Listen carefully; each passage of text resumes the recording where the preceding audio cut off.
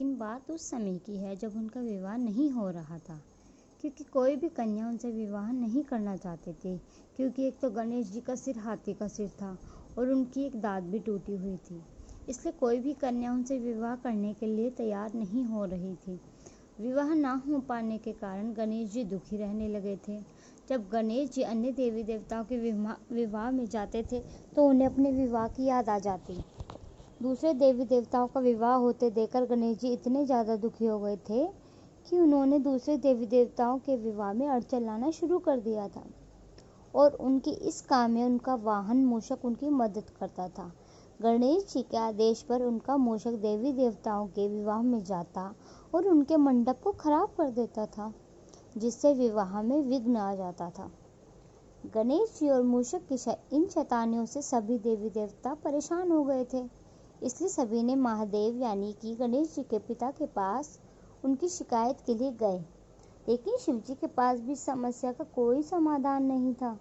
इसलिए वह देवी देवताओं की कोई मदद नहीं कर पाए।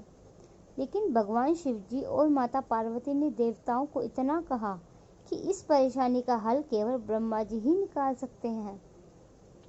महादेव और माता पार्वती की बातें सुनकर सारे देवी देवता ब्रह्मा जी के पास चले गए। इस समय ब्रह्मा जी योग निद्रा में लीन थे। ब्रह्मा जी को योग में देखकर देवी देवता उनसे प्रार्थना करने लगे, जिसके फलस्वरूप ब्रह्मा जी के योग से रिद्धि सिद्धि नाम की 2 पुत्री प्रकट हुई।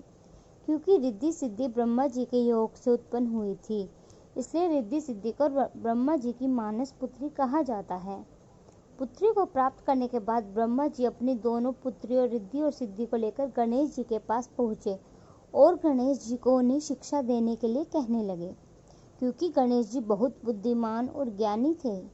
ब्रह्मा जी के कहने पर भगवान गणेश रिद्धि सिद्धि को शिक्षा देने के लिए तैयार हो गए। रिद्धि सिद्धि की शिक्षा शुरू ही हो गई थी।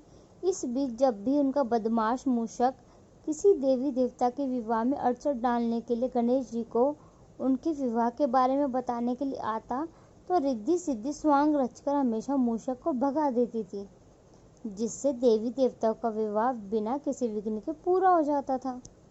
ऐसे करते करते काफी समय बीत गया। एक दिन गणेश जी को पता चल गया कि रिद्धि सिद्धि के कारण ही देवी देवताओं का विवाह बिना किसी अड़चन के पूरा हो रहा है। इस बात का पता लग जाने पर गणेश जी काफी क्रोधित हो गए, लेकिन उन्हें गणेश जी क्रोध कर पाते इससे पहले ही ब्रह्मा जी वहां प्रकट हो जाते हैं और गणेश जी से कहते हैं, गणेश जी, मेरी दोनों पुत्री रिद्धि सिद्धि के लिए मुझे कोई योग्य वर नहीं मिल रहा है, इसलिए मैं आपसे अनुरोध करता हूँ कि आप ही मेरी दोनों पुत्री से विवाह कर लें। ब्रह्मा जी के कहने पर गणेश जी रिद्धि सिद्धि से विवाह करने के लिए मान जाते हैं और उनका बड़े ही धूमधाम से विवाह होता है। ऐसा माना जाता है कि गणेश जी के रिद्धि सिद्धि से 2 पुत्र हुए, जिनका नाम शुभ और लाभ है। Thank you.